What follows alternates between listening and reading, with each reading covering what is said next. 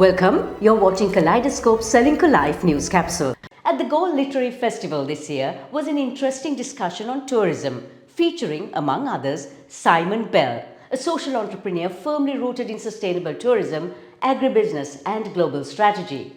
He developed the Global Services Location Index and is a commentator for FT, CNN and the Wall Street Journal. With tourism burgeoning in Sri Lanka, it is always good to find out from experts if we are selling our destination right. Simon, does Sri Lanka need to rebrand? The short answer is yes and no.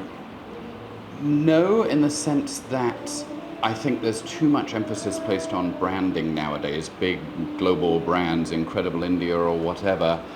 And thanks to social media, thanks to the fragmentation of the media as a whole, the fact that there's so many other thousands of channels to get out there, just having a big poster in Trafalgar Square is no longer enough.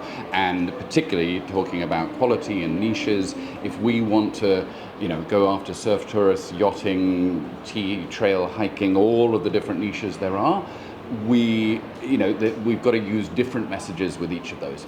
Having said that, it is true that a good brand somehow makes the country stick in people's head. Creative Korea, Incredible India, Malaysia, Truly Asia, and they do have longevity. Like the Salon Lion logo, you want a brand that's around for 50 years. You don't want to keep on chopping and changing. But we've tried, and as you say, none of them have stuck. And I've been involved in 2 or 3 of them, and I thought 1 or 2 of them were quite good. Because they haven't stuck, I do think we need to keep on trying. If you look at the overall tourism landscape, what is Sri Lanka's competition?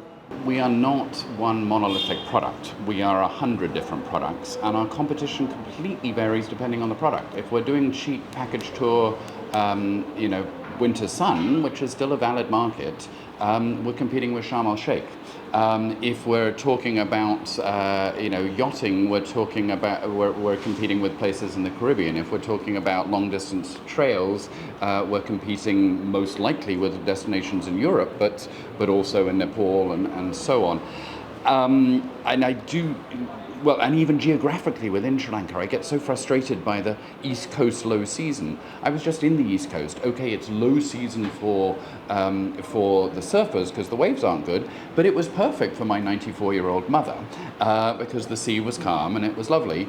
And why aren't we competing with the Maldives on the East Coast during that season of the year? Again, we need to think through our niches and very clearly who we're competing with in each niche. Simon, Sri Lanka has been named among some of the best destinations to travel to in 2024. Do these labels actually mean anything to the traveller of today? The degree that surprises me, yes. With our guests who come through Amber Estate, the number of them who said they've chosen Sri Lanka because they happen to notice the Condé Nast or Lonely Planet or whoever, and then they started reading more articles and finding articles in The Guardian and National Geographic and so on. The media still is a big influencer. It needs to be quality media. I mean, there's an awful lot of paid endorsement around the world nowadays where one country, one city, one property, but the consumer can generally see through that and just tell that this is a puff piece. If it comes from a credible source, one of the well-known brands, and it is well written and really begins to give people that image of how amazing Sri Lanka is, it still matters. And where would you like to see Sri Lanka in the global tourism map? As an economic development person, I want millions of tourists in this island. We always worry about over-tourism, but there are countries that are much smaller that get many more millions and actually manage to manage them without it feeling overly crowded. We randomly put casinos, large hotels, small hotels, boutique hotels, beautiful eco-resorts, and very sensitive ecosystems all in the same place. If we collectively decide that we want to have a Las Vegas, great. Let's choose it. Let's put it on one peninsula and, make it all happen there. And then let's keep other beaches completely empty just for turtle watching and other beaches for surfing. And let's have a plan that says we want all of these niches, we want quality, and we want to do them in an organized, coordinated way. Kaleidoscope is on YouTube, Facebook, Instagram and LinkedIn. Subscribe, follow and like us for more.